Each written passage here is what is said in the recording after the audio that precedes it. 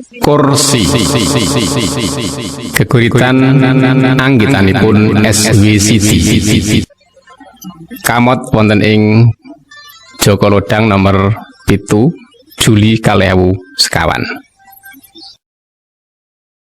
Aku seneng lungguh kursi saka watu pinggir kali.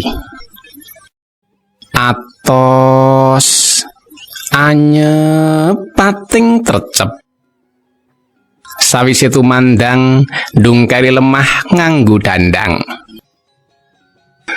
Aku moh lungguh kursi mendut-mendut saka bludru edipeni. Aku wedi. Sedulur padha nakoni. Duitmu saka ngendi? Korupsi, ngapusi, apa ndilat sikile pejabat kang seneng nendangi wetenge rakyat? Aku seneng lungguh kursi.